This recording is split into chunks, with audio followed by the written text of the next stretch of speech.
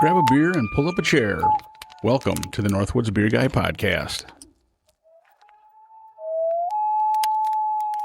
Hey, ladies and gentlemen, welcome back to the Northwoods Beer Guy Podcast. This is Mike, the Northwoods Beer Guy, and I am once again joined by Jim. Hey, buddy, how you doing? Doing good, sir. How about yourself? Enjoying life. Every day's a new adventure. There you go.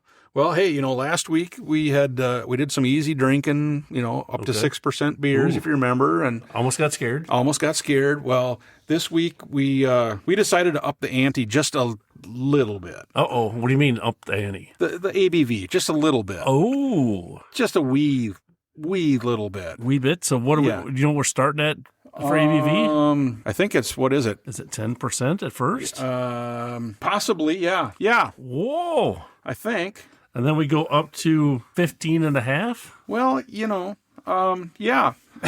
So we're just stepping it up just a skosh. So these are almost double everything we had last week.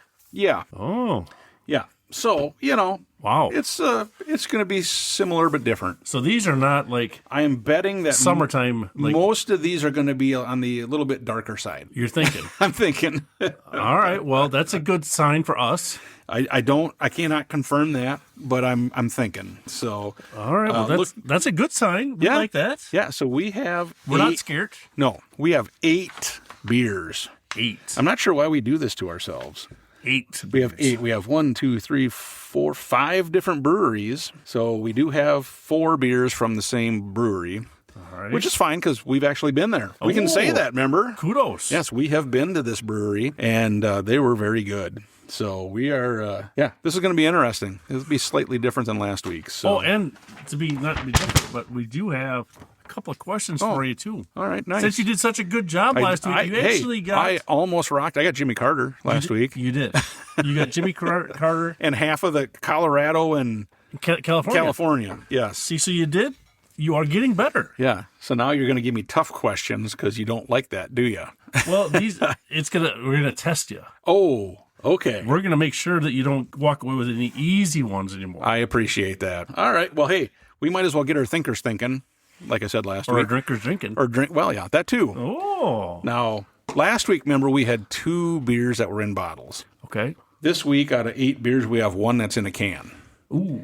We have 7 bottles. 7 bottles. Yeah. So, All right. a little different. So the first one that we have this week is by Southern Tier, which we've had a number of their beers. Yep, they're very good. Usually very good.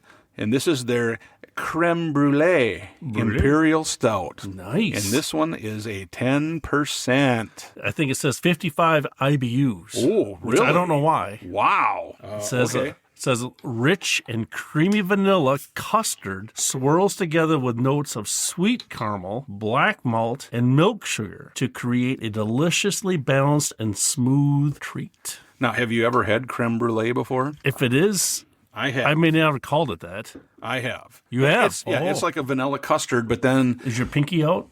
well, no, not yet. When you had the creme brulee. I can neither That's confirm a nor deny. fancy food. Yes, but then they pour at the one place we went to, they poured like the high-octane rum on it, and you light it on fire, and then it caramelizes the top of the. Really? Yeah, And it's very good. But if you don't want to burn the rum, then it like takes all the alcohol out of the rum. Well, if you don't, then you're like, whoa, I can't hardly eat this because that rum, it's like 151 or whatever. Oh, really? Oh, yeah. I thought you maybe wanted No, you let her. You let it burn. You let her burn to get that okay. kind of that caramelized crust on it. So. All right. Well, I did not know that. So Southern Tier Creme Brulee.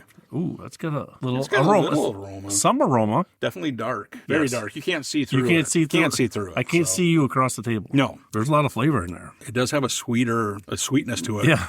Very much so. What's that very initial? I don't know. It was kind of a weird, I'm not going to lie, it was a little bit of a weird start to it.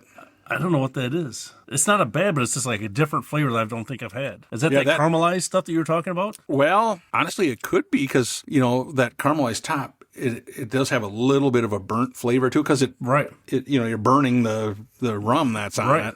it. So it could be that, but it did catch me off guard a little bit too. So I was like, whoa, wait a second. There is something there. Yeah. There's flavor. There's flavor.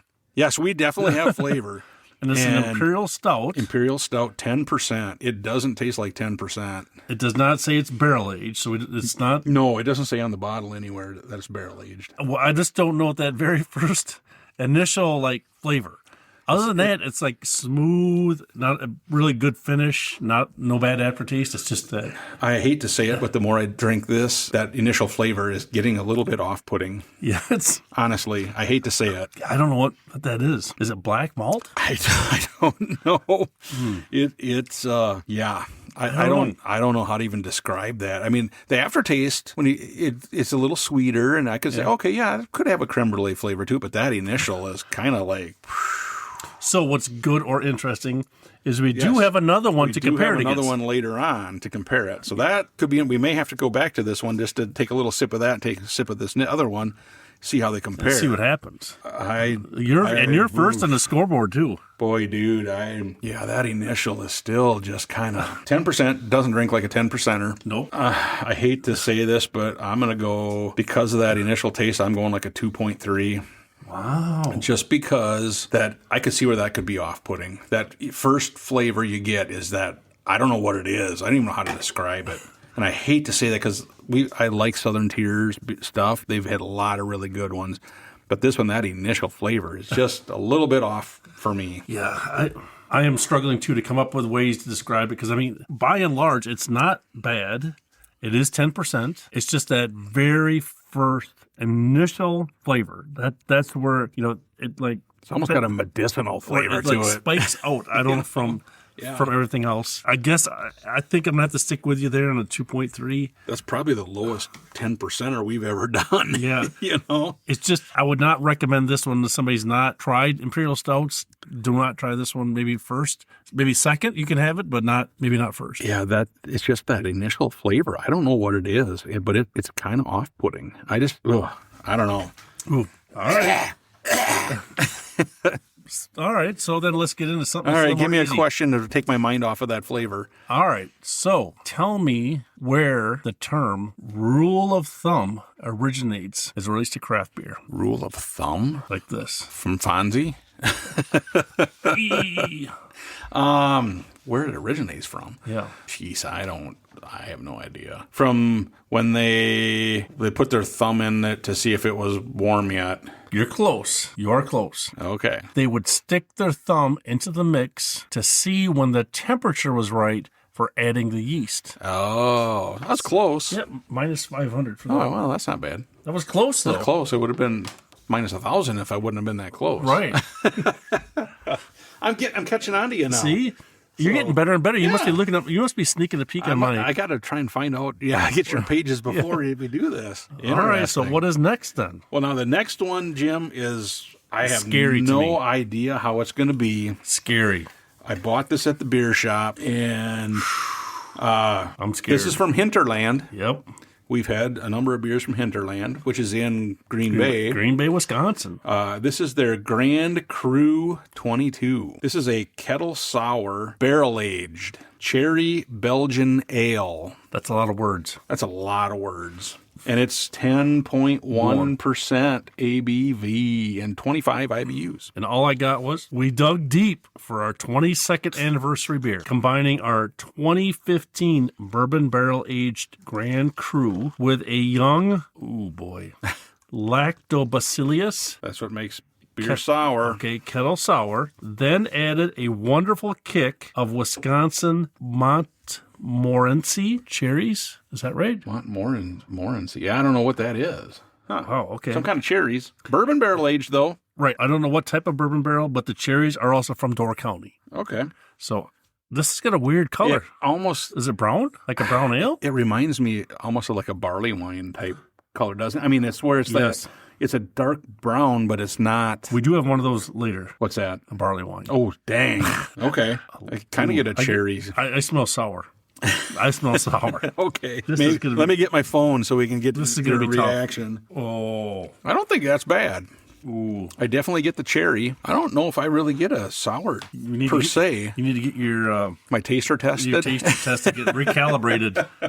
That thing is sour. I don't think so. Ooh, I don't taste cherries. I get the cherry more than I get any kind of a sour note. Your lactobacillus reader is off a little bit. Yeah, this. Okay, the second taste, there's sour in it. I mean, so I guess in their defense, it's not over the top sour. It's right. I just am not a big sour guy. So to me, on the meter, anywhere sour to me doesn't taste good. Unfortunately, I mean, I'm not saying it's bad. I'm just saying for me, it's just not. Right. It's just not on my bucket list of things to drink. Unfortunately, I would have. If this is your 22nd anniversary one, I would have tried something different. Okay. I don't know. I'm probably just speaking. They maybe went out too far on the limb for you. Yeah. But there might be people that do like it. I'm just. Well, the one thing I'll say is I know this is probably only like the second barrel aged sour we've ever had. Ooh. Where it's in its bourbon barrel. Yes. I mean, do you get the 25 IBUs? No. Do you get hoppiness out of this? No. I don't get any hoppiness whatsoever. So I mean, I do get the cherry. I get the cherry, especially in the middle of the. And the finish is a little bit cherry-ish, right? Yeah. Or is that the sour? I get more of the sour on the finish, where when you drink it, that in the middle part of the drink, you get that cherry, kind of that dark cherry flavor. Yeah. Barrel-wise, I don't know if I really get a huge amount of bourbon barrel, but that could be, I think the cherry and the sour kind of covers it a little bit. They really overpower any of the other flavors that are there. But boy, I do get a cherry flavor. And another thing, I'm not a big Belgian style. Right. And I don't know if, because usually Belgian style ales really have a distinct flavor. Are you tasting that Belgian style? No, I don't get that quintessential Belgian flavor. I don't get that at all, which is not a bad thing. No. But I like it, but I think our scores might be drastically different on this one, but it's definitely different. I give them credit for doing something different, Oh, God. So, am I first or are you first on I this can go one? first. I'm not saying it's bad. I'm not a sour guy. I'm going to have to go 1.9. I know there's a lot of effort. This is a double digit, ABV. I just am not big on the sour. A lot of the things that on my scoring checklist, it's a sour, so it's going to be lower. And it's a Belgian, so it's going to be lower. So, the only thing would have been if it was a sour Belgian IPA. That would have been your trifecta. I might not even be able to start with a 0, but this one's tough for me to. Sure. It's just hard for me to describe. Yeah. For me, I'm actually going like a 2.7. I like it. I will say this. I really like that middle part of the taste, that cherry flavor. I don't really pick up a lot of bourbon barrel myself, but I do like, for whatever reason, that flavor, it just kind of hits a note for me where I was like, wow, I do like this. So do we have any more of these type in today's tasting? No. Oh, so you're good. I figured that was going to be the hurdle, and then you can go up from there. So. Man, because I'm glad this was at the beginning. Yeah. Well, just think, it could have been last if we didn't have all these other high-octane ones. So, oh, boy. Like I said, I like that cherry flavor. I do wish that it had more of a barrel flavor to it. So, well, you got some in your glass yet. I know. I'm trying to milk it out slowly. So I'm going to take it just a little bit more while you ask me a question. So, all right. Would you like me to fill your glass? No.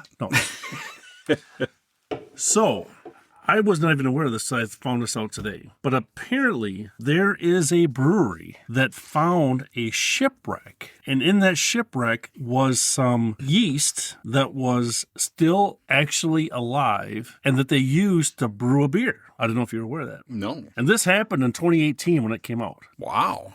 So, can you tell me, what location that was, or what brewery that was, or the name of the shipwreck? Shipwreck. Titanic.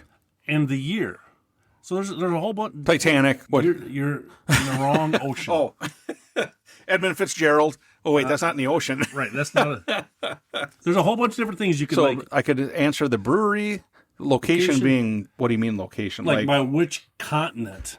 Oh, I didn't even give you which continent. Which continent that the shipwreck happened? Yep. Okay. Or the shipwreck itself, shipwreck itself. I'm guessing I'm not going to have an idea on that. But it just sounded interesting because I'm like, wow, I didn't realize that would. I'm trying to think of where there's a lot of shipwrecks. Well, the Bermuda Triangle, but that's not. I'm going to say North America. All right. So. I'm wrong, I'm sure, but. It was actually discovered off Australia's coast. I was going to say Australia, too. It was the oldest merchant shipwreck, the Sydney Cove. Okay. which ran aground near Tasmania. Yep, which is by like New Zealand. Yep, just south. Yep. Preserve Island, and it ran aground in 1797 and remained at the bottom of the ocean till 1977. Okay. So these beer bottles were found aboard, still sealed. Really? And then in 2018, Australia's James Squires Brewery created the beer using the yeast, and it was a porter, and it was called the Wreck, and so that's the name of the beer, the Wreck. The Wreck. Okay. Well, that's a cool little tidbit there. I did not know that would even be. No. I wonder if they tasted the beer. Well, that's So who's the guy? Well, so the beer was sealed, so they got the yeast from the beer. Right. Okay. So then who's the guy that goes, all right, who's going to be the one that unpops the top? Where's the new guy at? Yeah. Where's the new guy? And he's got to be in a sealed room by himself. Yeah, and just in case. In case there's anything like an alien climbs out of it. And the beer they made was a port. Did it say what style that the beer that they brought up was? Did it say that at all, or no? Probably not. It just says the beer bottles were found. Oh, okay. So I didn't say. But unsealed. But they made a porter out of the yeast they got from that. Yes. Wow. That's wild. Hey, educate and entertain. That's what I'm trying to help you out. That's what we do. I did not know that. I mean, that's funny, though, because I was going to say Australia, because I thought, I don't know, Australia. But then I was like, didn't that plane crash out there, too? Which plane? That one they never found? Somewhere out there, yeah. The Malaysia one? Yeah, so maybe that's... I think so. Maybe they're down there drinking beer. Who knows? See? Yeah. Interesting. Well, like I said, I just thought, okay, I'm trying to think, okay, what famous ship, but you never said it was a famous shipwreck. Right. You know what I mean? But between like Europe and North America, there was always... Correct. There was all sorts of them, so and interesting. Who would find the bottle that was still intact? Yeah, exactly. And again, they brought in the new guy. Here, taste this. Here, you open the bottle... and taste it and tell us what happens. Let us know if there's any critters in there or anything like that. But I bet you it was definitely well aged then, huh? Mm-hmm. So it depends. 1797. Well, in the bottom of the ocean, too, so it's cold. Because I was going to say, being that old, unless it was barrel aged, some of those other styles don't last that long. Right, so. Because you would think it was an IPA-ish. Right, you would have thought something like that. So very hoppy, but that's cool. Yeah, awesome. Well, thanks for bringing that one, because that's a cool question. See? Even though I got it wrong, it was cool. All right, what do we got? Going back to cool stuff. We're going to go back to Founders.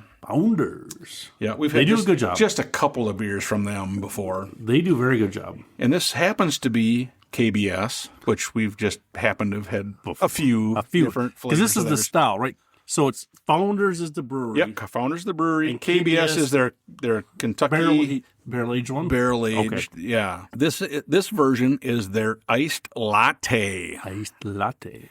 Yep, this is an Imperial Stout. We're hoping. Yes. I'm hoping it's a little bit better than the last one. Imperial Golden Ale with coffee, cacao nibs, milk sugar, and vanilla extract, aged in bourbon barrels. Bourbon barrels. Yes. So I got 11% ABV and 40 IBUs. Oh, wow. That's high. IBU-wise, that's a lot higher than I thought it would be. So get ready to chill with KBS Iced Latte. Do you want to reuse your glass, do you think? Or we better burn that one. Should we, set those aside? Because you never know with that sour. I'd hate to have it taint some of these. Yeah, that's definitely like a golden ale color. A little darker. This is a barrel-aged Imperial Golden Ale. Yep. That's as smooth as your favorite cafe creation. Ooh. Created with a blend of coffee and vanilla for a creamy and utterly indulgent experience. Aged to perfection in bourbon barrels, every sip consists of oak notes and a silky latte-like sweetness that's impossible to resist. All right, take a whiff of that one. We got aroma. Ooh, wow. There's some coffee. Yeah, there's aroma in this one. This might be coffee and cigarettes. Wow, that is wild. It's darker than your normal golden ale. Yes. But we've not had many Imperial golden ales. Right, correct. And would you say it was 11%? 11%er. Boy, and that smells like coffee. Coffee for this might be a breakfast beer. Possibly. Ooh. Wow. That's smooth. That, I got to take another taste of that one. What makes it so smooth? Well, the milk sugar probably helps it. But boy, that, wow. I mean, you get coffee. I am not going to lie. You get a coffee flavor, but I get the barrel first. Then it gets the coffee. And then it's smooth. It does 11%. Never would have guessed that. I'd say 8. You know what I mean? if you had no idea what it was. That is... Maybe that's what we should do on the next one. Let's not say what the ABV is. We won't even look at the guess? ABV, and then we'll try and guess. We'll do that. We'll see how good our thinkers are. But our tasters are. Yeah, tasters too. Now, I have what another... makes it, again, just to refresh my memory, what makes an Imperial golden ale? Well, typically, Imperial means it's higher ABV. Okay. Typically, is what it means. It's not flavor related. It's ABV related. Typically ABV related. Yeah. Gotcha. So the only thing is, if like you said, if the creaminess or the smoothness is from the milk sugar, is the vanilla in there? Oh, I get vanilla. I taste vanilla. Do you get a lot? I mean, but not as much as the coffee. Coffee is the predominant flavor to me. But after you take the coffee, on the aftertaste, you get that vanilla kind of comes at the end. I mean, for me, it's really faint. It's not right. It's not very pronounced. Correct. It's not like some of them where it's like, oh, that's definitely vanilla forward. No, this is not vanilla. This is coffee forward. And like the oak notes from the barrel, I don't know if I taste oak notes. Not really.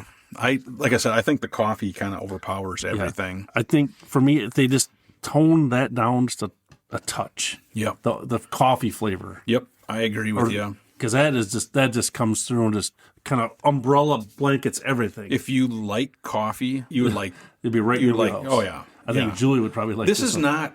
I know I've said before where some of them taste like you're chewing on wet coffee grounds. Yeah. This doesn't taste like that. No. It's not that strong, but it's definitely a strong coffee to it. You're going to taste it. Yeah, oh yeah. 100% you're going to taste it. You're going to get the aroma, you're going to get the taste. Again, I don't taste 11%. That's the part that's nice to me is it doesn't taste... There's no burn, there's nothing going on. Nope, not a burn at all. For me, it's a big step up from the Crew 22. Yeah, well, yeah. Because, yeah. I would I'm agree. Just saying. I would agree with you there, yes. I agree. All right, so now you are first on the scoreboard. On this one. KBS does a good job. I do like their stuff. I have one at the house that we'll do on a future podcast that is very good as well. I'm gonna hold you to it. Yep. I'm not a big coffee guy, so I do wish that was toned down just a little. But iced latte is the name. We had to know going in it was going to be coffee. I do taste, like I said, on the aftertaste, I do get the vanilla. I wish that was a little bit more. But I'm going to go, 11%. Okay. Honestly, I'm going to go a 3.0. I do like it. For a coffee beer, if you like coffee, I do think you would really like it. I would not recommend it to a person that's never had a craft beer before. A, 11%. B, they may not like coffee. You know what I mean? So it's going to be one of those, But for KBS, I do think it's good. It's probably one of the, maybe a little bit lower on my KBS scale because they do have just an amazing KBS program. But I do think that this is a good representation, and I'm going 3.0. I hear what you're saying, and I think I understand everything you're saying. And I do like coffee, but I think that coffee covers up so much of their beer. I want to give it a 3.0, but I'm going to step it down one notch, a 2.9. Okay. I think that for me, if it had just maybe a little more vanilla, a little less coffee, and maybe even a little more of the bourbon, just a touch. I don't want my throat to burn, but just a touch. Does that make sense? I agree totally with. I'm gonna keep my score where it's at, but I agree 100% with everything you said there. I do wish we had more because I don't get a bourbon flavor at all. Oh no, right, no. And the coffee is strong. And like I said, I'm not a coffee guy. Right. Unless it's in the stout. Yes. Yeah, I totally understand. And I agree with you. I'll just keep mine where it's at. But it's good. But like I said, for KBS, it is, I think, probably on my lower end of the KBS variants that they've had. So yes, no doubt. Okay. All right. So you got a question or are we going to another beer? I got a couple more questions. We're 3 beers into an 8-beer session.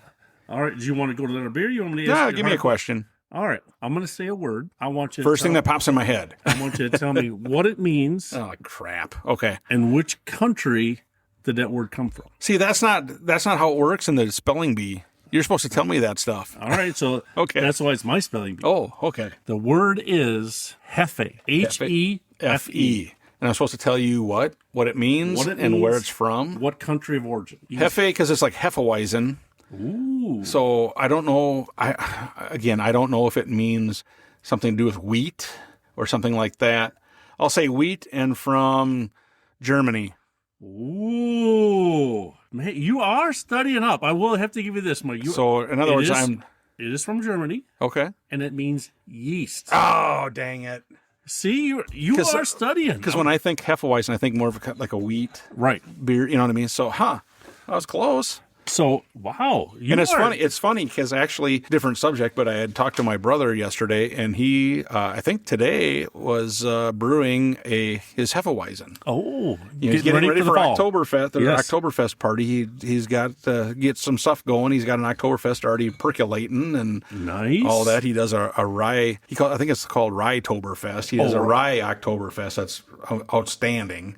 I don't know if he's got that one going yet or not, but anyway. So I was close. Nice. So I only lost half the points. Well, that's Nice. cool. That's nice. I'm happy.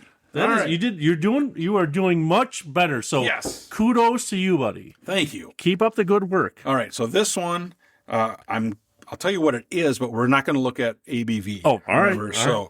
All right. So the next one we have is from Boulevard. Have we been there? Yes, we have. Remember? Oh, they're in Kansas City. Kansas City. Nice. That was very good. And that was a cool brewery. That was a good stop. Yes. This is their Chiro Grande. Did you say chorizo? Chiro. Chiro. Chiro Grande. Isn't it like the chorizo? Mexican. Like a sausage, right? No. This is a chiro, which is like a. Don't they run that on the things where the brewers with the That's five? chorizo or chorizo or whatever. That's not chiro. Chiro is like a pastry kind of, not a pastry, but it's like a. It's not the sausage. A deep fried kind of dessert thing. Oh. And let's see the details I have. And like I said, I am not going to give me the give ABV. you ABV. All right. And I don't even, and you can see I don't on, we're looking on Untappd. I don't even have it on my phone. And I didn't even put it on our notes. Yeah. So we have nothing. So they're because this is a late edition, right? That's Yes. so this let everybody know we're not unprepared. no. We had this one. We added And to we thought, let's throw it in. Yes. So, all right. It's time to take a leap into one of life's greatest indulgence. the brat. No. I will second that, yes. yeah, okay. A good brat is, yes. Okay. Based on the world-famous crispy, chewy treat known as a churro, this whiskey barrel-aged Imperial brown ale. So whiskey barrel aged. Whiskey barrel. It doesn't say what kind. It just says whiskey barreled. All right. Okay. Imperial brown ale serves up that familiar decadence, featuring notes of fried dough tossed in sugar and cinnamon. Wow.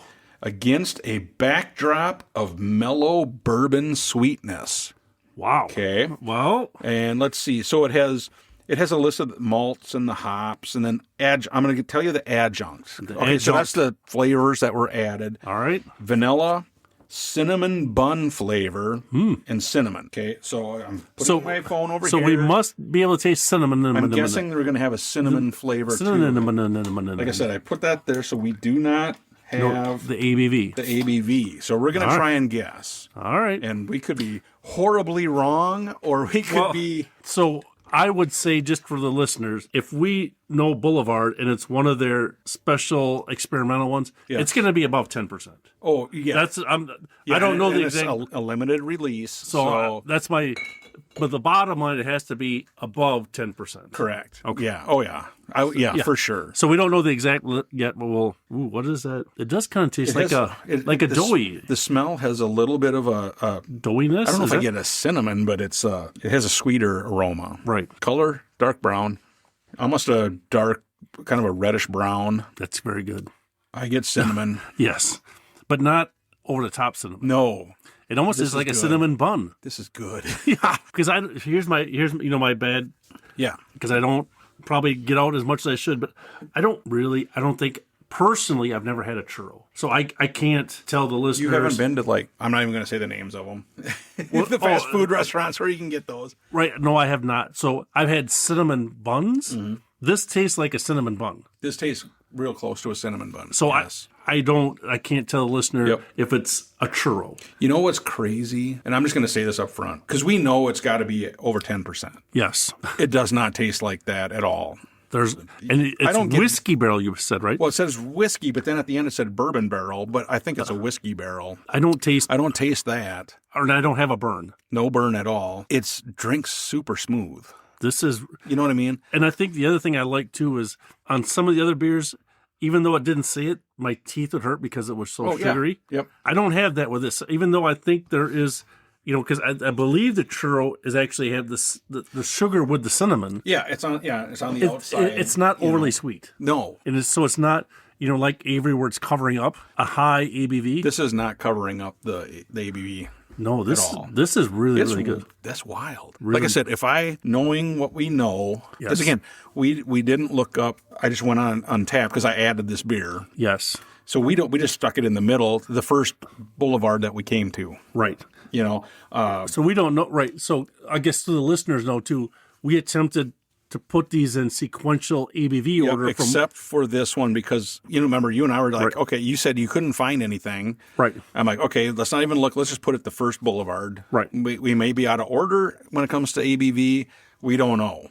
So that's what we did. But for flavor wise, this is really This good. is really good flavor. This is, and that's the hard part. I wish I could describe it more. If you ever had a churro, it tastes like a churro. So in your opinion, but like you said, the cinnamon bun, yes, it tastes like a cinnamon bun. yeah, like the icing, the cinnamon icing that's put on top of that. Yep.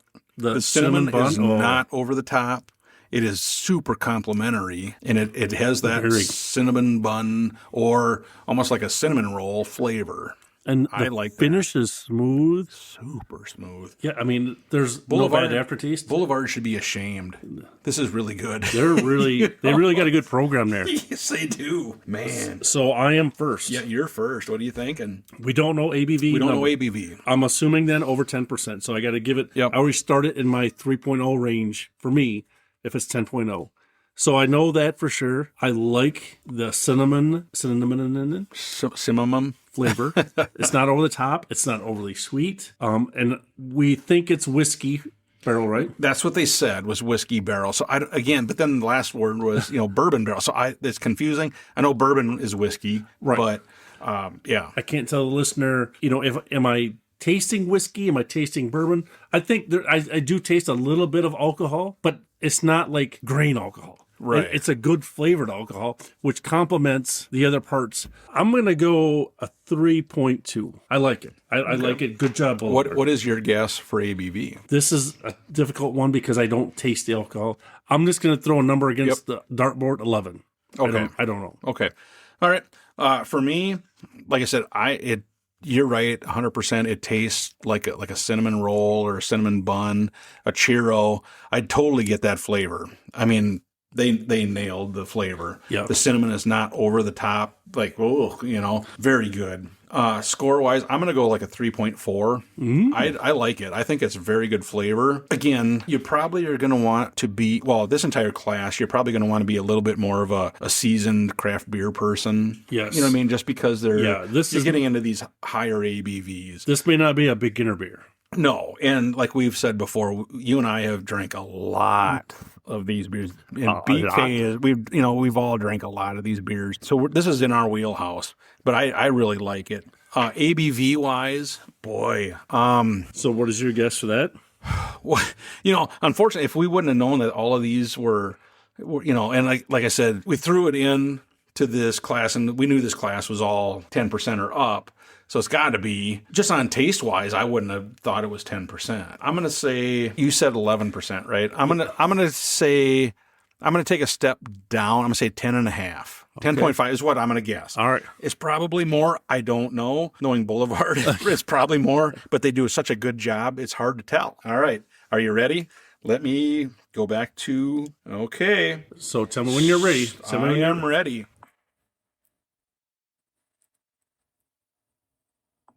13.5.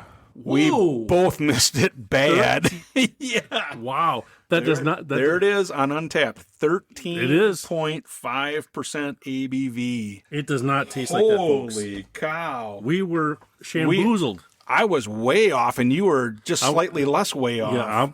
No, it doesn't. Folks, it does not taste like a 13%. No. Nothing. 13.5. There's no way. No. Boulevard does such a good job. Well, they remind me of Central Waters and Goose Island, where they do such a good job in the brewing process and the flavor-wise that you don't even know it's that high ABV. So I'm guessing if we finish all these bottles, we're going to be hammered. You think? Possibly. Well, speaking of hammered. Oh, boy. I know everybody thinks, or maybe we say it quite often, But Bourbon County is probably our favorite Oh yeah, they're barrel-aged beer. they're one of especially in the upper Midwest. I think they're the gold standard, but they're like 1A. Central Waters, I think, is 1B now. Yep. Three Sheeps, which, ladies and gentlemen, we told you before that Jim and I joined their Barrel Society. Yep. We're going to have a lot of Three Sheeps episodes coming up this winter because we've already ordered a lot of beers from them. They're holding them for us. Yeah. We just got to go get them. And it's going to be really crazy. So the Bourbon County just released their the 2025 the 2025 flavors. bourbon. Okay, nice. So they have how many do they have this year? 1, 2, 3, 4, 5, 6. 6. Okay, 6. And I'm sure, but only 5 will be available because they always have their proprietors or whatever it's called. That's only available at the brewery, which you and I need to figure out when we can go over there and do their, because it's like, I think it's the day of Black Friday yes, that they have a thing at the brewery. So we got to look into that one year to go and do that. Make it a trip. Make it a do a podcast from there. We'll have to look and see if they've sold tickets yet for this year. Maybe. Well, maybe we should check that. We should check that out. See what's going on. Yeah. But should I give you the titles of those? I would like to hear them. All right. So number 1, the original stout. Okay, so your normal Bourbon County, which is always and good. Just FYI, I have the 2017, 2018, 2019. The three pack jabber is still in the bar. Perfect. So that one is aging. That'll be another one. Yep. So then they have the Cherries Jubilee Stout. Ooh, nice. Nothing. It says it captures the essence of cognac. Wow. Okay. So then number 3, the Chocolate Praline Stout.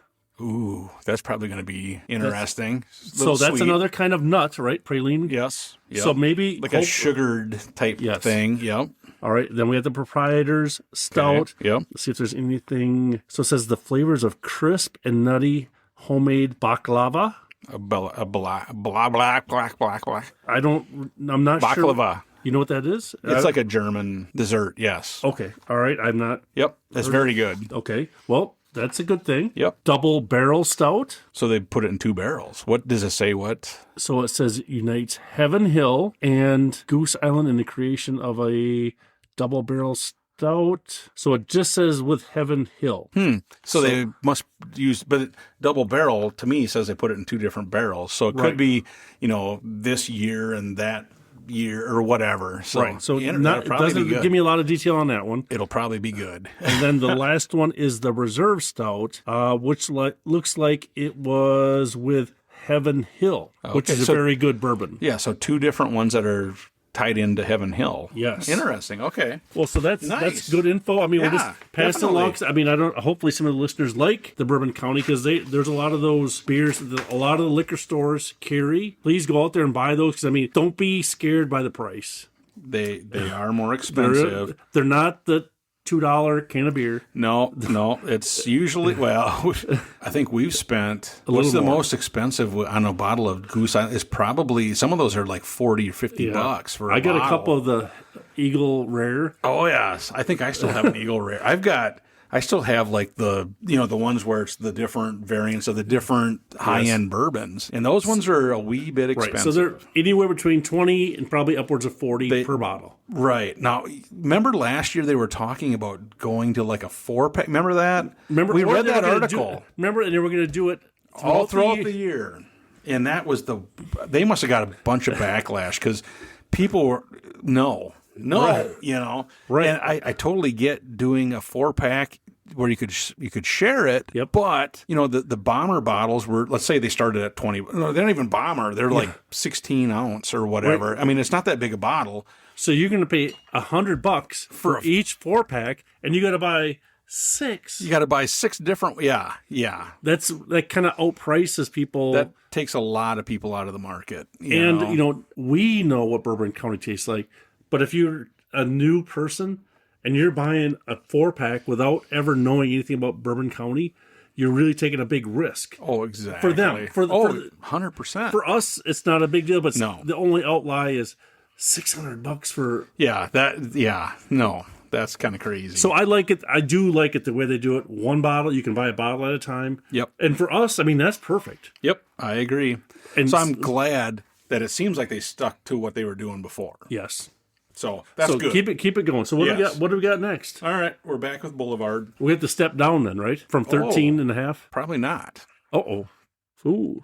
This is their rum barrel aged. Oh, wait. Say it again. Rum barrel aged. Because somebody like likes rum. vitamin R. Doesn't somebody like rum? Oh, I love rum. All right. This is their rum barrel aged spice cake. Wow. Now, does it say on here? It should say the ABV. I'm trying to... Spice cake. I see spice cake. Where's the ABV? Do you have the ABV? Oh, it's right there in this micro print. If you would like to... Oh, 12.7. Oh, so we stepped down from first... So, well, again, we didn't know what the first one was. Right. So this was... It says it's an American brown ale. Okay. Our brewers love sharing small batch, experimental, and wild innovations in the beer hall with our friends and neighbors. The barrel-aged mix pack is the perfect dinner companion this holiday season with 3 distinctly unique and traditional desserts. So FYI, I think what year did... So this is not this year's. This is probably last 2022. Year. Oh, okay.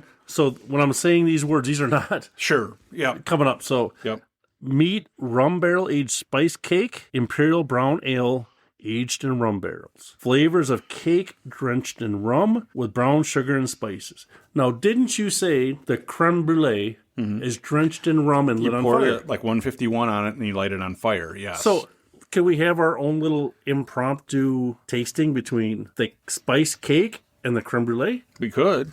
Or we'll wait until the next one.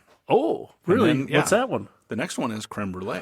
Well, all right. Well, we have a direct comparison. Right. So this one is just covered in rum. Yes. Let's see. And I like rum. Like I said, when we go on cruises and such, I always bring back a bottle of rum from every island or country that we go to.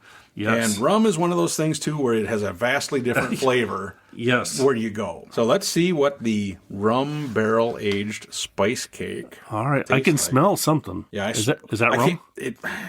Or is that faint? I don't smell rum, but I smell maybe the spice cake. That's good. That's good. It's always funny because when I think of a rum barrel beer, do you remember we had, what was the name of it? We had one from... Was it from Founders? Oh, it was super strong rum flavor. Really? It was rum. Well, of course, the one that always sticks in my head was from Avery. Remember Rumkin? Oh, yeah. And that was like 17 or 18%, but it was super sweet. Yes. Remember? I don't really get I would like to consider myself somewhat of a rum aficionado. Okay. And I don't get a rum, really much of a rum flavor out of this. Right. I don't either. So... In their defense, if this is made in 2022, would that have flavor of Merlot? I'm sure the rum, I do get a little bit of rum. Now, it probably dropped down a little bit, but that's not a bad thing because a lot of times when you get a rum beer, especially when it's new, it's super strong and you're just like, whoa, this is not that. This is good. I mean, I definitely get that kind of a spice cakey type flavor as well. Mm-hmm. Boulevard continues to impress. Yes. Is all I can say. I guess I've lived in the country a little bit too long. And I can honestly say though, I've never had a spiced cake with rum put on top. So you've never had rum cake? No. So that's, I guess. See, rum cake is usually like Is that a Caribbean type thing? No. Well, yeah. They have rum cake from there as well. See, you got to come to your aunt's house on Christmas because Susie's sister Kyle always brings a rum cake. Oh. And it's kind of looks like a bundt cake kind of thing, and then has rum on it. It's really good. Except one year she poured, I think, a whole bottle of rum, and then it was a little bit stronger. Oh. I liked it. A lot of other people didn't really care for it, but so that's the hard part. When I tried to give it a score, I'm not as worldly as you, so I have not had as many variations of this. I mean, it tastes good. I can't tell the listener this is 100% like what rum poured over a spice cake would be. Oh, right. Well, I will say this, that, again, I don't really get a lot of a rum flavor out of it. But even your aftertaste? I get some on the aftertaste, but it's not... Right, that's why I taste a little bit on the end. Again, so this one was, what did we say the ABV was? 12.7. 12.7, okay. Again, very smooth for that high of an ABV. Yes. I do get kind of that spice cake flavor. I do wish... myself, because I do, like I've said before, my spirit of choice typically is rum. Right. Now, I am getting into a lot more bourbons now. Yep. Because of you and, of course, our friend John and such. So I'm getting more into that. But rum is always my spirit of choice. I'm going to say, score-wise on this one, I'm going to go a 3.3. Ooh. Just because, personally, I wish it had a little bit more of a rum flavor. Because you like that. I like that flavor. You like but rum. it is still very good. And I would never have guessed it was 12.7. Drinks super smooth. Again, would I recommend to a new person? No. Because they're going to think it's, oh my gosh, it's so strong. But if you've been in it a while, this is very good. So, echo everything you said. I like it. I like it a lot. Which is good because you're usually not a rum guy. Right. So. And so the reason why I say that is the exact reasons why you said you knocked it down is because I don't taste a lot of the rum. So then that's kind of why I like it a little bit more. I think it does have the balance between the cake and the rum for me. I don't have a burn. Aftertaste really is smooth. I mean, again, very good job. I mean, Boulevard does such a good job. It's like you're splitting hairs with their beers because they're all so good. I'm actually going to go with 3.4. Okay. I like it. For me, I think this is probably my best one so far today. Wow, nice. Okay. I mean, I like it. I mean, I'm nothing wrong with the other ones. Right. Other than the Grue. That one, I just... Hey, that had good cherries. Yeah, she had a nice cherry. There we go. I had to jump off that one. I like it. Good job, Boulevard. Keep on doing good. We still got 2 more to go from Boulevard, so keep up the good work. We got 2 from Boulevard and then 1 last one. So, okay. All right. Oh, geez, he's grabbing his question sheet. All right. Only got 2 questions left. Okay, we got 3 beers left, so that's good. People, I think our listeners will remember back to last week. I asked you a question, so that's my hint. In what year were the fewest breweries on record in the United States, and how many were there? Starts with a 1, I'm guessing. And a 9. Oh, 1 and a 9. Okay, good. The lowest number of breweries in what year? And what number, you said? Yep. So, which president signed the legislation? Jimmy Carter. Okay, so that's the hint. So it was before that. Okay. I'm going to say it wasn't like Prohibition time, right? Correct. Right? Correct. Okay. I just wanted to verify. Yep. I'm going to say the lowest number of breweries was in 1974, and I'm going to say there was 12. You were close. I'm sure I'm way off. I have no. That was a shot. I just threw a number and a date out. 1978. Oh! It was the year that he signed it. Okay. 89 craft breweries in the United States. Oh, wow. Okay. I thought that was interesting. That's interesting, yeah. I did not know that was, I'm sure that 89. But you know, it probably got overshadowed because there was a lot of other foreign turmoil that was going on. Right. And I'm glad, I can't say I'm one political party or over the other, but I'm glad there's a president that let's make a stand for craft brewery. You can brew beer. Yes. Yeah. See, he did something right. Yes. I mean, it has nothing to do with his political party or where he's from. No, exactly. But he did something good. I mean, and that's what I think all politicians should do. Just do something good. Do something good. That's all. Exactly. I'm going to get off my pulpit. All right. We're back on the beer. Beer. Boulevard. Back to Boulevard. Okay. Here we go. Wait, before you speak again, I know that we had asked that question because this was a rum compared to the rum from the first one. So in that aspect, what did you think that way? That's a good question because that first one still had kind of that burnt flavor to it. Yep. You know what I mean? And I think, I do think the spice cake had a little better rum flavor, even though I didn't pick up a lot on the rum, but it didn't have that burnt flavor. But a creme brulee, like I said before, you pour rum on it and then you light the rum on fire to create that. And it turns into a hard, it is like a hard caramel. Like a turtle? Like a hard shell? Well, it's hard, but it's not that hard. Oh, okay. So, okay. You can still eat it. Oh, yes. Okay. Yeah, and it's very good. And you do get a little bit of that burnt flavor. So between Southern Tier and Boulevard. Well, the spice cake, yeah. But the next one is going to be way more of a direct comparison. Okay. So now we've kind of... So rum flavor... Yeah. We're saying the Boulevard did a good job. Now we're going to do... Yes, rum flavor, they did a good job. But now... We're going to do actually the creme brulee. We're doing a creme brulee from Boulevard. Because we have not had many. This is probably one of those unique flavors that we haven't talked. This is a brewer's choice flavor, and we haven't had like the spice cake. We didn't have. We haven't had this one. We haven't had the next one. Okay, well, so this is going to be for sure a direct comparison, and we can go back to the Southern Tier and do a little, sip that, sip this, and taste it and see which one's better. All right. So what do you got on there? What do we have on this one? I'm trying to see. This is a 13 point something. 13.3. We're up there. ABV Creme Brulee. And I wish they wouldn't write this. I got to get like trifocals or something to read. I don't know. Well, what did you find? Yeah, so it's a barley wine. Oh, this is the barley wine. This is the barley wine. All right. I like barley wines. Our brewers love sharing small batch, experimental, and wild innovations in the beer hall with our friends and neighbors. The barrel-aged mixed pack is the perfect dinner companion this holiday season. Again, we're 2022, right? Yeah. So you not to cut you off, but you had bought like this barrel pack then? Okay, yeah, perfect. I don't even remember when I must have found it somewhere, and Right. and I had it underneath the. So you're digging under the bar and found it. Because I was trying to make that list, so I knew what we had. Yep. Meat, creme brulee, barley wine, ale. Aged in bourbon barrels, there's notes of creamy vanilla, caramel, and burnt sugar. How's Alabama Boss say that?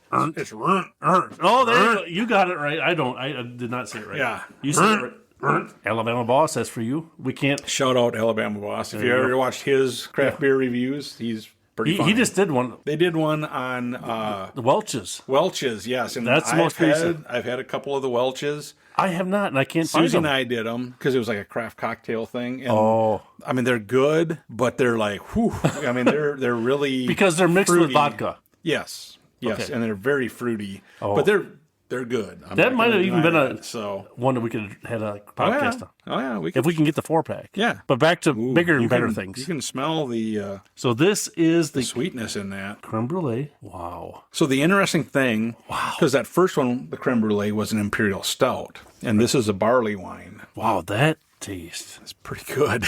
That is so smooth. Very smooth. And it was 13.3. Wow. That what we said? Yeah. That is. It does not have that burnt I don't taste anything burnt. sugar flavor at all. That is just like, I might be going on a limb. I might be recommending this for beer of the year. Well, you're not really a barley wine guy. No, this. And I'm more of a barley wine guy, but this is good. This is Yeah. wow.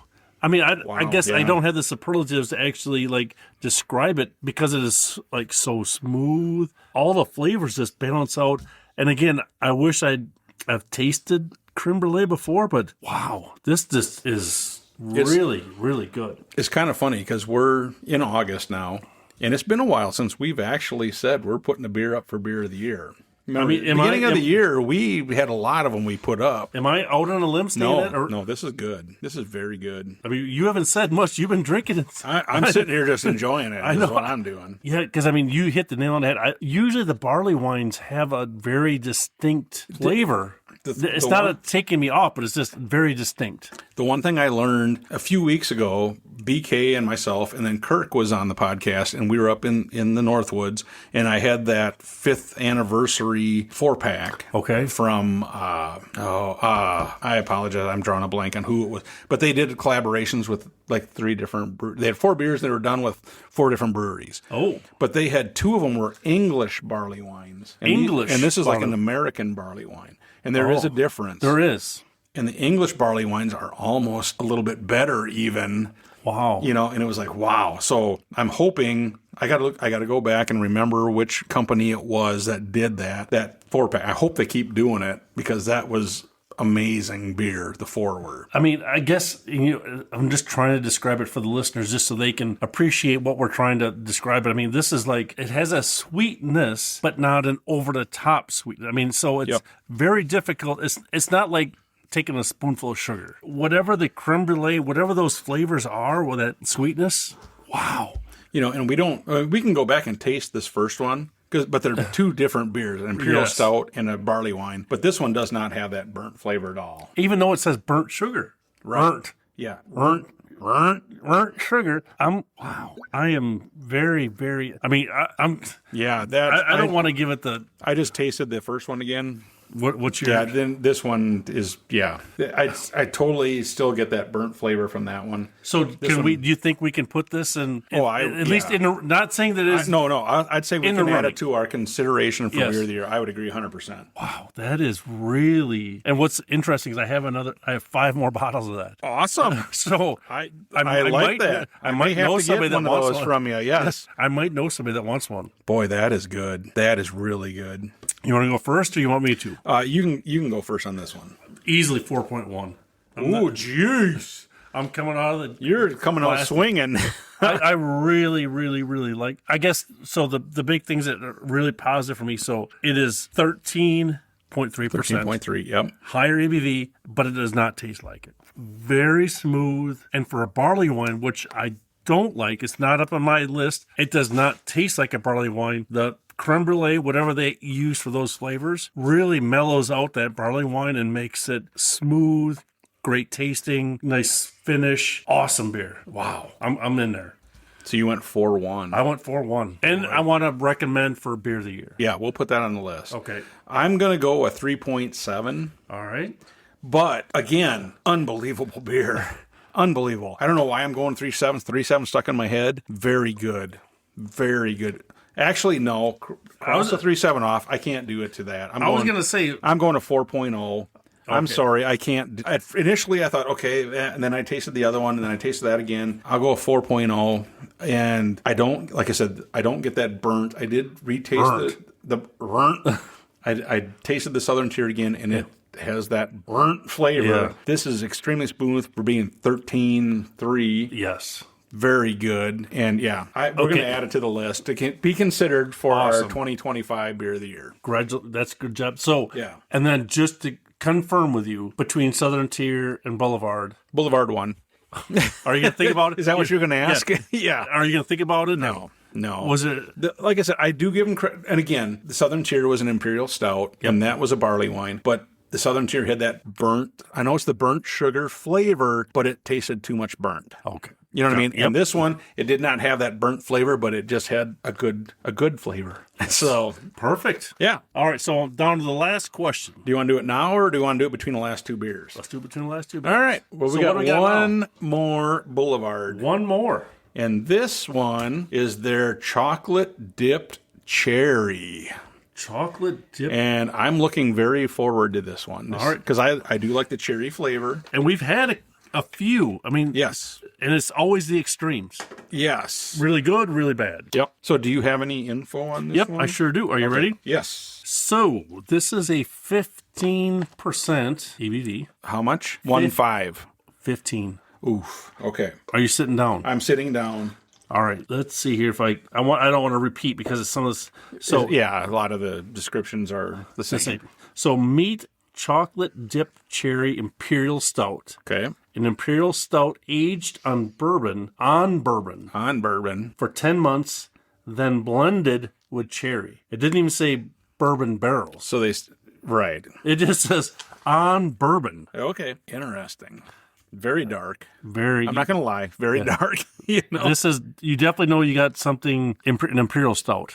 I can't tell because we've used the same glass. I can't tell if, but There's not a big aroma. aroma-wise, it's not a big aroma. No. Boy, that one has more of a boozy Yeah. flavor. There's more bourbon. I can taste more bourbon. I can definitely taste more bourbon in that one. That one, my belly's already going. Wait a minute. After the few beers we've had today, I was like, ooh. Wow, that'll get your attention. This is the first one from Boulevard. Well, the first one of all of them, but the first one from Boulevard that there's booze in it. Yeah, this is not a. This is not a the amateur. beginner level No, beer. this is is like a very high, mid-range to expert beer. Yeah. This is one you gotta make sure your laces are tied up tight, your breeches are pulled in tight. This is you gotta be ready for this one. Man, I'm trying. I guess I kind of taste cherry in it, but Do you taste chocolate? Not. Chocolate dipped cherry. Well, I don't get a lot of chocolate. I don't get a lot of cherry. It's very faint. So I think where my cherry not my cherry. Okay, let's start over. Yeah, let me start that say that again. So the flavor is at the very, very end of the finish, Yes. where there's some cherry, and it's kind of a little bit muted, so maybe that's the chocolate with it. It could be. But this is... But boy, this is the first Boulevard we had tonight that had a boozy, kind of a boozy flavor to it. And again, 15% for a beer is high. Yes, it's very high for us. And we don't do a lot of. We will try them. Try to pat ourselves on the back, only because these are not probably beers that everybody is going to try very often. But so the I guess trying to describe it, the positive things, it does not taste like a 15%. Is there an alcohol flavor? Yes, but it does not taste like 15%. And like the cherry, that's kind of all that I'm really tasting now is cherryness, on the finish. But I have had some chocolate dipped cherries. Yeah. Yep. I don't know if this is, but I think it's so that what's intriguing, right? When I read that it was aged in bourbon, it didn't say bourbon barrel, so I don't. Right. So is it? It was what the did they dump it? Yeah. Just dunked in the cherries and the bourbon, and then put in the beer. I don't know. It is still good. May not be at the top of the list though. Right. So you're first on this one. Well, I was going to say this one of the 4 Boulevard beers today that we had. This is the first one that had a boozy flavor. Yes. It doesn't. It still doesn't taste like 15, but this is the first one I would have said. I would have said yes. This is double digit for sure. Right. If we didn't know the ABV. Correct. Well, look, I'd have said this is double digit for sure. Right. And probably a higher one. I don't really get chocolate. Nope. Cherry. Spot on. Very, very muted, Well, even the bourbon, I don't know per se if I get a bourbon flavor, but I get a boozy flavor. Yes. Whatever that booze is, I'm not sure. But you're score-wise, it's still, I like it. You like it. Yep. New person trying it? No. I would not recommend this as a new person getting into craft beer to try this first. No. Boy, what do I score this one? Because it's kind of a conundrum because it's, you know what I mean? The balance. I'll do this one at 3.7. Okay. Just because this is the first Boulevard really in a long time that we've had that had a boozy flavor to it. Right. And that's not, for you and I, it's not a bad thing at all. But again, I don't get the other... Can I ask you a question? Yeah. I know what you mean by boozy. What do you mean by boozy? Where it has more of when you taste it, you can tell there's a lot of alcohol. So maybe not bourbon or whiskey or just rum. that there's a lot of alcohol in it. Okay. And does it burn when it goes down?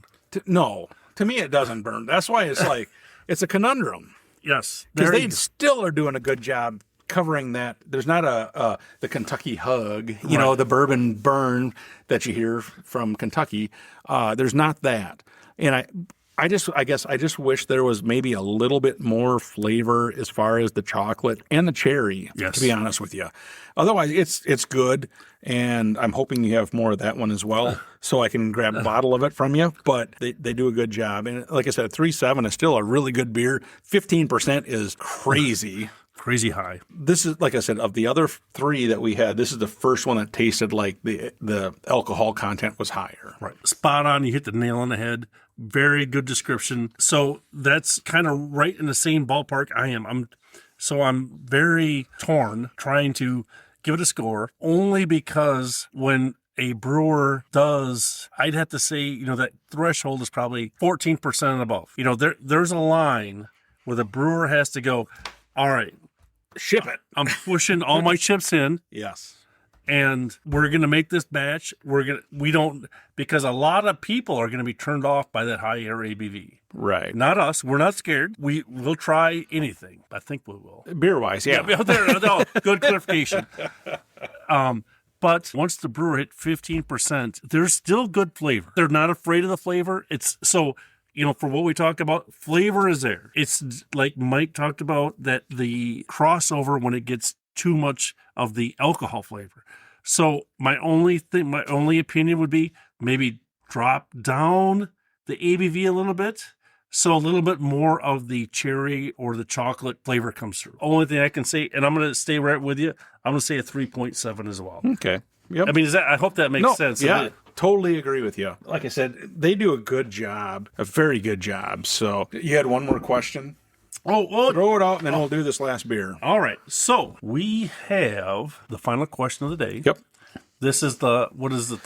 This is for 10 million points, Final Jeopardy. Final Jeopardy. There you go. I'm trying to make sure I... He doesn't want it to be too easy. So what I did is I didn't actually turn these into questions. I just copied things. I'm going to have to give you a reprieve. Okay. Perfect. I win. I got it. I got it right. So I'm going to read it. Yes. And then because I don't think there's a question in it. All right. So we want to educate. So. Yes. So David Thorogood, a chemist turned conservator from the Queen Victoria Museum and Art Gallery, who is the same people that found the shipwreck off Australia. Oh, okay. Yep. Set about growing yeast found in bottles to expose its secrets and recreate its character for a new beer. Dark in color with spicy chocolate notes, the James Squire recommended a limited release beer. So I get it. So what I copied, I should have looked at. So from the beer they found, the yeast in the beer they found. Yep, that they harvested from that beer, yep.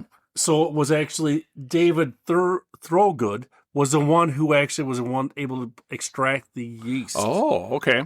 Yep. That's way too hard of a question. Yeah, I wouldn't have been. Yeah. So he's the person who extracted the yeast from the beer to make the... Right. It took 220 years from when it was brewed to when they make the second batch from it. Wow. So nice. I didn't realize you could even do that. I had no idea you could do that. So that's kudos. Yeah. I mean, that's almost as good as making a 15% beer. Exactly. So what do we got? We got one more beer left. One beer left. And this one actually BK gave me a long time ago. Quite a while ago. On the moon many, many years ago. Yes, many, many moons ago.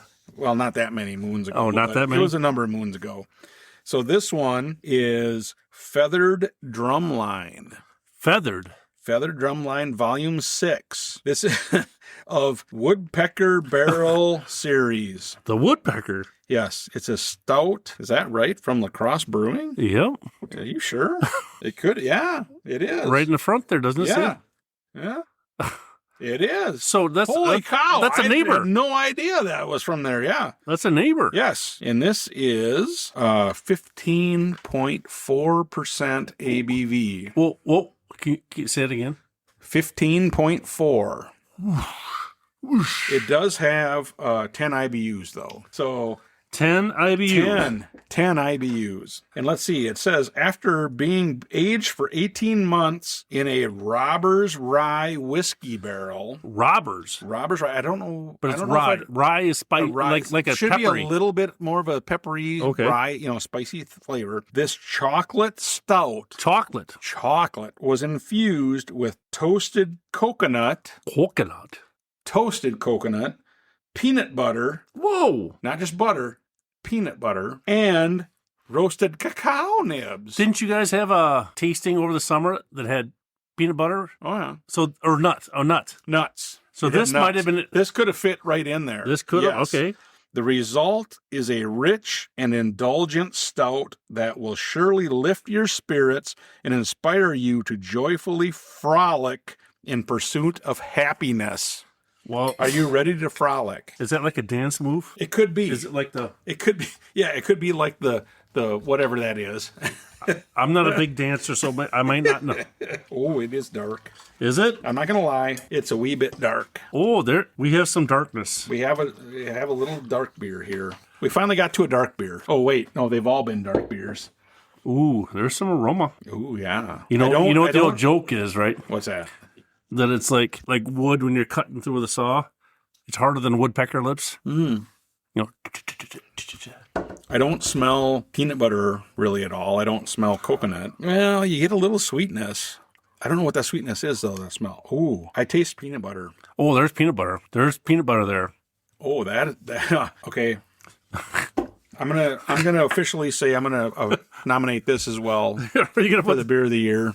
You're putting it up there now? For being 15 point, what did I say it was? 15.4%. And I don't get a lot of like toasted coconut, but I get peanut butter. But it's a good peanut butter. But it doesn't burn at all. You know, this is not going to cut through you like woodpecker lips. No, this is smooth. Yeah. This is, so the rye whiskey barrel. Is there, because on my tongue, there's a little bit of. A little spice, but not. Is that what that maybe? I'm guessing that's what it is. I don't get, there's not a bourbon flavor because it's not bourbon. It's a rye, but it's super smooth. It's really good. The peanut butter flavor is a little muted, but that's not a bad thing in this case because I think it helps. I wouldn't have guessed that was 15.4. No, and the other hard part is, why don't they distribute more of this? This is good. This is very good. So why don't they? That's crazy. So the only thing I did see something that said, after being aged for 18 months in the Robbers Rye whiskey barrel, the chocolate stout was infused with coconut, peanut butter, and cacao nibs. Right. Yep. The result is a rich and indulgent stout that will surely lift your spirits and inspire you to joyfully frolic in pursuit. So they did a really good job. I don't know what Robbers Rye tastes like. I've never seen Robbers. And if this was made in La Crosse, was it close by? That's what I'm wondering. Wow. I can't believe it was made in La Crosse. Yeah, where was it aged? Where did they put the barrels? Yeah.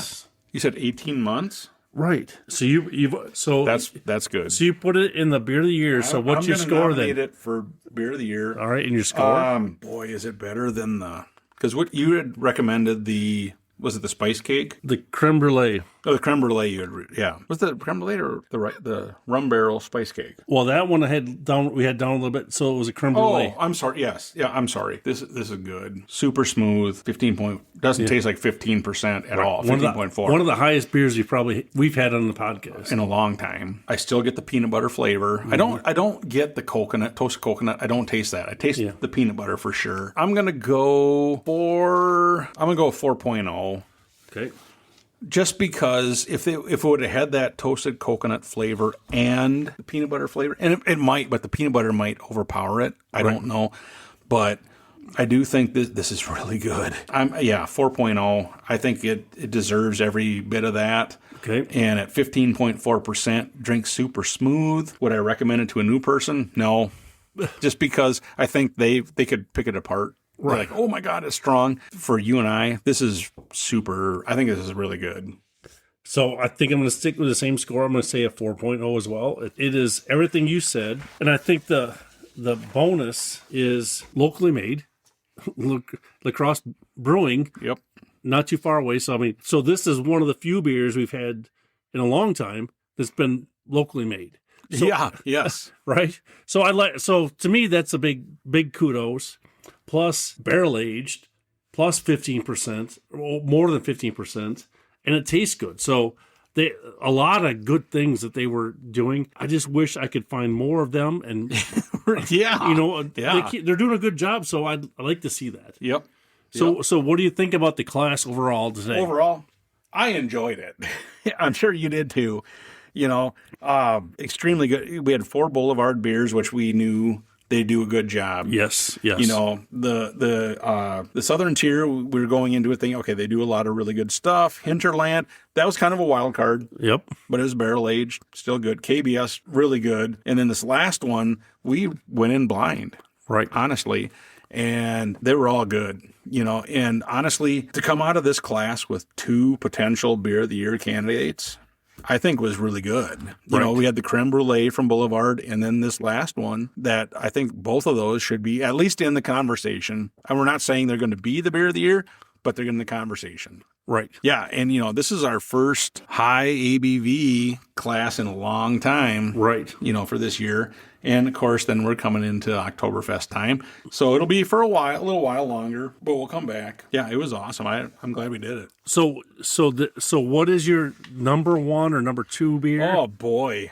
Well, my number 1 is probably still the creme brulee from Boulevard, just because, and the Southern Tier creme brulee, I did like it, but it had too much of the burnt flavor. That was the stout, the Imperial stout. The creme brulee from Boulevard was the barley wine. Yep. Blew me away. Unbelievable flavor. My 1B was the last one, the feathered drumline. Drumline, yes. Super good. And like you said, locally brewed, totally caught me off guard. Really good. So, and then, and it's kind of crazy when you think about it, because you're looking then at KBS, which is down from there, Well, actually, the chocolate covered cherry, I rated higher, and then KBS. But yeah, my top two easily were that Creme Brulee and then the last one. The drumline. The feathered drumline, yeah. So I think, yeah, to echo what you said, this was a very good category for us. Tried a lot of double-digit ABV beers that we haven't had in quite a while, but they're all very similar. I mean, they're all darker beers. I mean, we had a white stout, but right, other than a white stout, yeah. But I mean, they're sour, right? So they were all good. Could the average drinker craft beer? Maybe not, but maybe if they buy some of these beers and drink with a friend. Oh yeah. So maybe there's a way they could, maybe not try it by themselves, but maybe they could get some and bring it over to somebody's house. Hey, let's try some of these beers. But I definitely liked the Creme Brulee from Boulevard. That was really, really good. It might be getting me hooked on spiced rum. There you go. Welcome to the club. So, very good. And I like rum, and I'm a bourbon guy, but I like the rum, so maybe I'm switching over. I like the last one, the feathered. I just wish I could find more of those around because it's a local brewery, or distillery. Yep. But Boulevard is at the top. Yeah. I mean, so they're up there with Bourbon County. Maybe not first or 1A, but they're definitely second. They got the second place notched out really, really securely. So they're doing a very good job, and keep up the good work. Yep, I agree. This was a good class. Yeah. Very good class. Again, would I recommend these to new people? Probably not. You got to be a little bit more experienced to try these because, sometimes the bourbon barrel or rum barrel or whatever, the high ABV might throw some people off. So anyway, really good class. I'm glad we did them. Like I said, in the next few weeks, we'll be doing Oktoberfest, so we're going to tone her back down again. Yeah. But, So that is on the horizon. That's on the horizon. All right. So, yes. So awesome. Well, hey, dude, I'm glad we stepped her up a little bit. Yep, we did try. We got back to our wheelhouse. Got back to where we're like a little more familiar with what we got. So anyway. And you got some good education. Yes, I did. Yeah, there were some good questions in there. So I hope everybody liked that. Yep. Yep, I agree. So awesome. Well, hey, thank you so much for providing your beers. I brought a few here. I'm sorry for the sour. I tried. But, it was in my fridge, did try it. And now it's gone. So, yes. So anyway, ladies and gentlemen, thank you so much for listening. And like we always say, we hope your campfire is always warm. And your beers are always cold. See ya. See ya. Thank you for listening to the Northwoods Beer Guy podcast. If you have a question, a comment, or a beer you'd like us to review, please feel free to send us a message at northwoodsbeerguy@gmail.com. You can also find us on Facebook, Twitter, and Instagram. If you're on Untappd, look up Northwoods Beer Guy and send a friend request. Until next week, I hope all your campfires are warm and all your beer is cold.